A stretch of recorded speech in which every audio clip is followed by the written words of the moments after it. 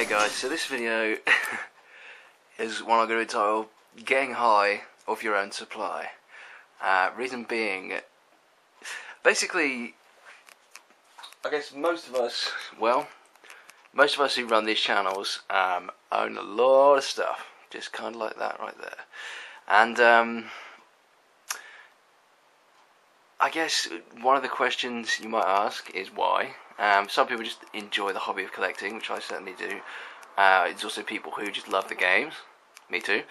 But one of the things about having this sort of multitude of games, as I do, and as so many people do online, is that the whole getting high on your own supply thing for me, which is awesome, because sometimes if I get bored around the house, or if I've got a day off work and there's nothing to do, sociably, unless it's social gaming, then I like the fact that I can just come in here,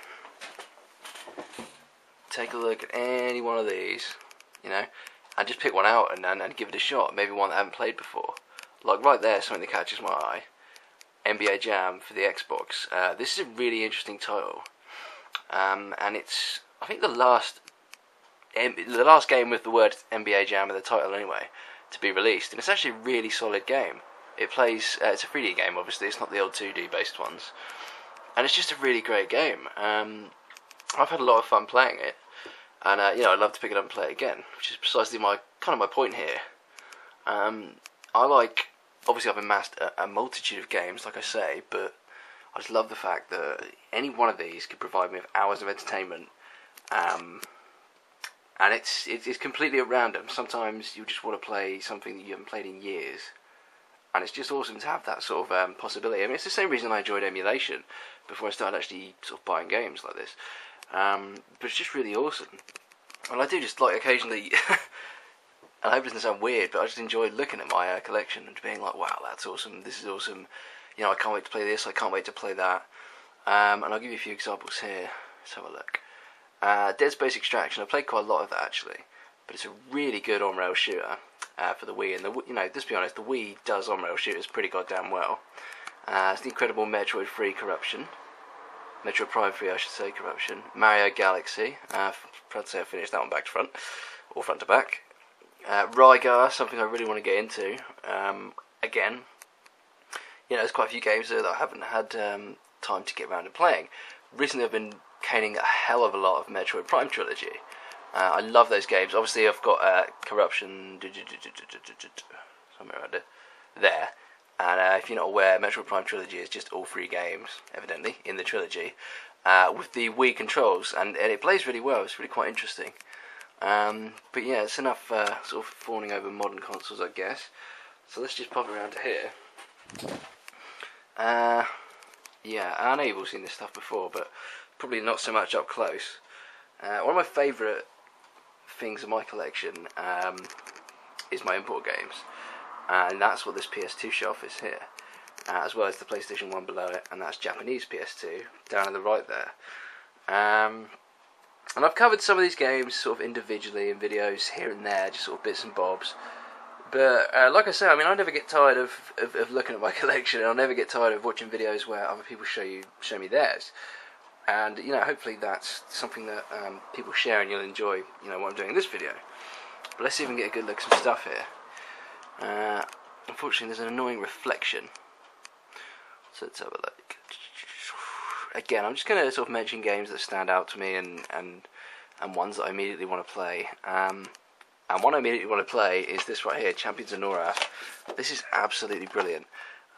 Basically, it's a spiritual successor to Baldur's Gate Dark Alliance. It's made by the same developer, and it's absolutely brilliant. It's co-op.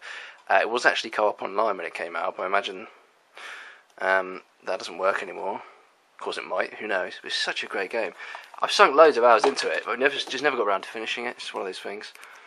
Klonoa 2.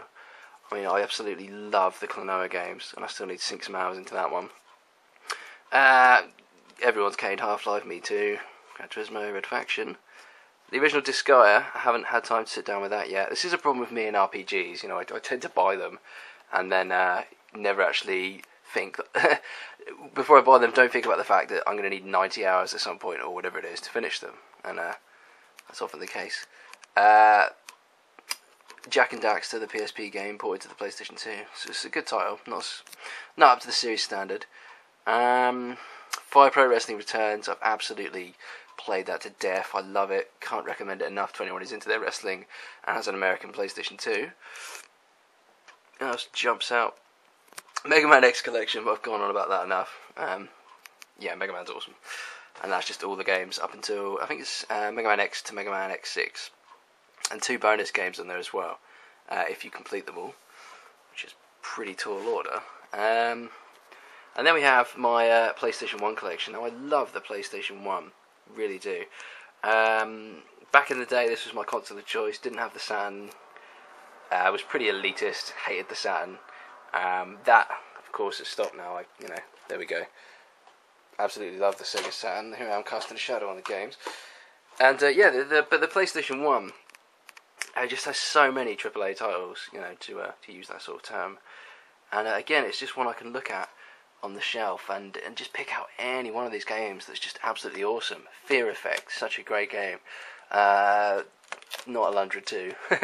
The original Alundra, such a great game, really is. And what else have we got here? Tekken, the original. Final Fantasy Tactics, another great RPG. Mega Man Legends, absolutely love that. Silhouette Mirage, a game I recently picked up. Resident Evil Director's Cut. This is a really interesting one as well.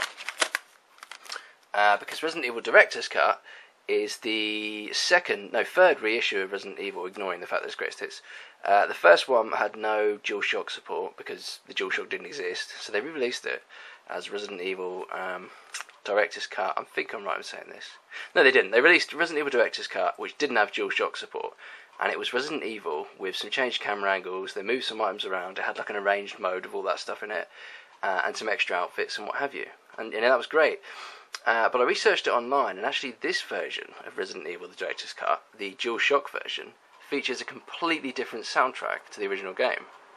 And it's really different. I love the music in Resident Evil, but when you play this, it's like a whole other game. It's so strange. None of the original songs are in there. It's just completely different. And playing Resident Evil, the original, to a completely different soundtrack is like having a completely different backdrop on it. And it's fascinating how it changes the experience. And if you're into Resident Evil, that's certainly one to look out for. The DualShock edition. 10, 9, 8, 7,